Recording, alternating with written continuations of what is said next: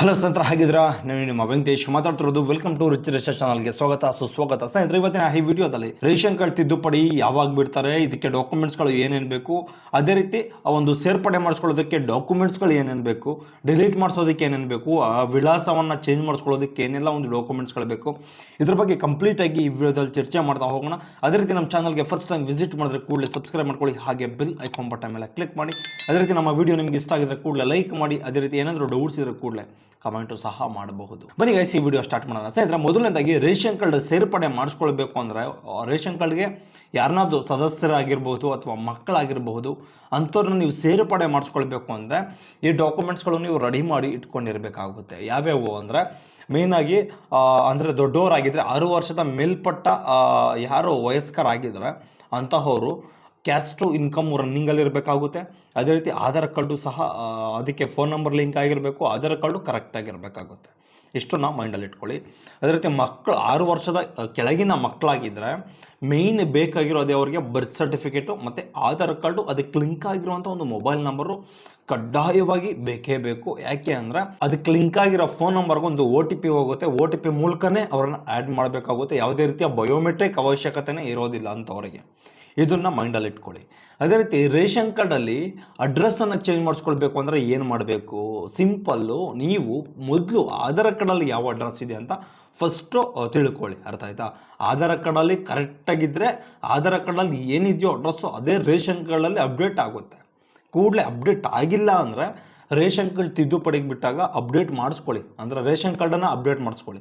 Biometric ಕೊಟ್ಟರೆ ration card update ಆಗುತ್ತೆ. ಯಾವುದೇ ರೀತಿಯ ಒಂದು ಪ್ರಾಬ್ಲಮ್ಗಳು ಸಮಸ್ಯೆಗಳು ಆಗೋದಿಲ್ಲ. ಇದನ್ನು ಮೈಂಡಲ್ಲಿ ಇಟ್ಕೊಳ್ಳಿ. ಅರ್ಥ ಆಯ್ತಾ? ಸರ್, ನೆಕ್ಸ್ಟು ಇದು ಸೊಸೈಟಿ ಅಡ್ರೆಸ್ಸನ್ನು ಯಾವ ರೀತಿ ಚೇಂಜ್ ಮಾಡಿಸ್ಕೊಳ್ಬೇಕು? ನೀವು ಸೊಸೈಟಿ ಅಡ್ರೆಸ್ಸನ್ನು ಚೇಂಜ್ ಮಾಡಿಸ್ಕೊಳ್ಬೇಕು ಅಂದರೆ ಮೇಯ್ನಾಗಿ ನೀವು ಹತ್ರದಲ್ಲಿರುವಂಥ ಒಂದು ಸೈಬರ್ ಸೆಂಟರ್ ತಿದ್ದುಪಡಿಗೆ ಬಿಟ್ಟಾಗಲೇ ವಿಸಿಟ್ ಮಾಡಬೇಕು. ನೀವು ಹೋಗ್ಬಿಟ್ಟು ನೀವು ಸೊಸೈಟಿಯನ್ನು ವಿಳಾಸವನ್ನು ಸಹ ಚೇಂಜ್ ಮಾಡಿಸ್ಕೊಳ್ಬೋದು. ಇವಾಗ ನೀವೆಲ್ಲೋ ಇರ್ತೀರಾ, ಒಂದೇ ಡಿಸ್ಟಿಕ್ಕಲ್ಲಿ ಒಂದೇ ತಾಲೂಕಿನಲ್ಲಿ ಎಲ್ಲೋ ಇದ್ದರೆ ಇವಾಗ ಎಲ್ಲಿ ಬೇಕಾದ್ರೂ ಅಲ್ಲಿಗೆ ಟ್ರಾನ್ಸ್ಫರ್ ಆಗೋ ಥರ ಮಾಡ್ಕೊಳ್ಬಹುದು. ನೀವು ಎಲ್ಲಿರ್ತೀರೋ ಅಲ್ಲಿಗೆ ಅಕ್ಕಿ ಟ್ರಾನ್ಸ್ಫರ್ ಆಗೋ ಥರ ಮಾಡ್ಕೊಳ್ಬಹುದು.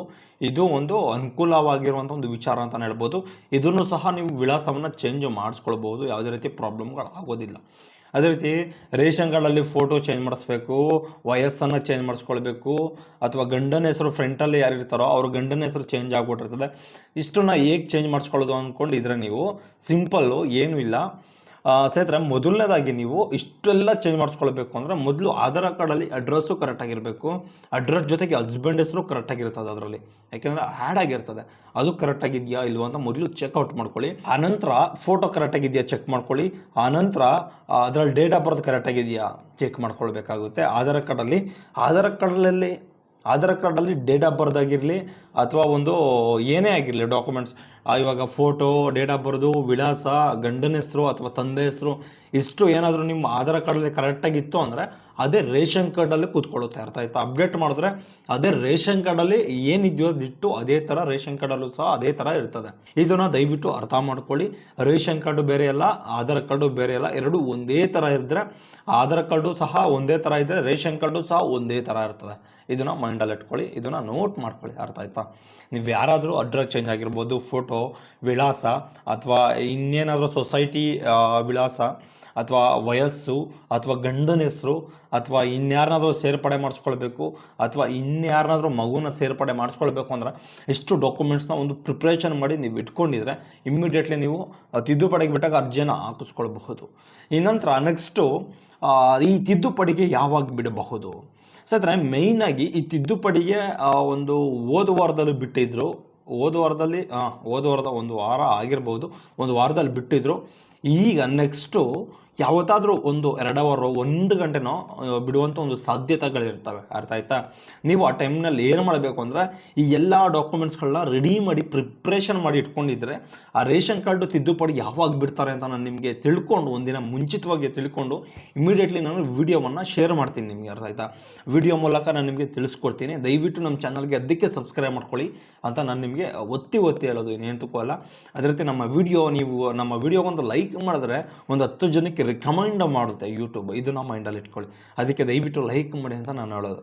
ಅರ್ಥ ಆಯ್ತಾ? ಅದಕ್ಕೆ ನಿಮ್ಗೆ ಏನಾದರೂ ಒಂದು ಡೌಟ್ಸ್ಗಳಿದ್ರೂ ಸಹ ಕಾಮೆಂಟನ್ನು ಮಾಡಬಹುದು. ಇಷ್ಟು ಒಂದು ಡಾಕ್ಯುಮೆಂಟ್ಸ್ಗಳನ್ನ ಪ್ರಿಪ್ರೇಷನ್ ಮಾಡಿ ಇಟ್ಕೊಂಡ್ರೆ ಒಂದು ರೇಷನ್ ಕಾರ್ಡು 1-2 ಅವರ್ ಬಿಡುವಂಥ ಒಂದು ಸಾಧ್ಯತೆ ಇರುತ್ತೆ ತಿದ್ದುಪಡಿಗೆ. ಅದಕ್ಕೆ ನಾನು ಮುಂಚೆನೇ ನಾನು ನಿಮಗೆ ತಿಳಿಸ್ಕೊಡ್ತೀನಿ, ಅರ್ಥ ಆಯ್ತಾ?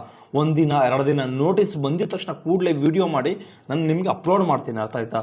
ನಿಮಗೂ ಸಹ ಅನುಕೂಲ ಆಗುತ್ತೆ. ಯಾರೆಲ್ಲ ಒಂದು ನಮ್ಮ ಚಾನಲ್ಗೆ ಸಬ್ಸ್ಕ್ರೈಬ್ ಮಾಡ್ಕೊಂಡಿರೋ ಅಂಥವ್ರಿಗೆಲ್ಲ ಈ ವಿಡಿಯೋ ಅನುಕೂಲ ಆಗುತ್ತೆ ಅಂತಲೇ ಹೇಳ್ಬೋದು. ಯಾರೆಲ್ಲ ರೇಷನ್ ಕಾರ್ಡ್ ತಿದ್ದುಪಡಿ ಮಾಡಿಸ್ಕೊಳ್ಬೇಕು ಅಂಥವ್ರಿಗೆ ತುಂಬ ಅಂದರೆ ತುಂಬ ಯೂಸ್ಫುಲ್ ಆಗುವಂಥ ಒಂದು ವಿಡಿಯೋಗಳನ್ನು ನಾನು ನಿಮಗೆ ತಿಳಿಸ್ತಾ ಹೋಗ್ತೀನಿ. ದಯವಿಟ್ಟು ನಮ್ಮ ಚಾನಲ್ಗೆ ಸಬ್ಸ್ಕ್ರೈಬ್ ಮಾಡ್ಕೊಳ್ಳಿ, ಅರ್ಥ ಆಯ್ತಾ? ಓಕೆ ಗೈಸ್, ಬಾಯ್ ಬಾಯ್. ನೆಕ್ಸ್ಟ್ ವಿಡಿಯೋದಲ್ಲಿ ಇದೇ ರೀತಿ ಯಾವುದಾದ್ರೂ ಅಪ್ಡೇಟಿಂಗ್ ಆದಂಥ ಒಂದು ವಿಚಾರಗಳಿದ್ರೆ ಖಂಡಿತ ನಾನು ನಿಮಗೆ ತಿಳಿಸ್ಕೊಡ್ತಾ ಹೋಗ್ತೀನಿ. ಬಾಯ್ ಬಾಯ್.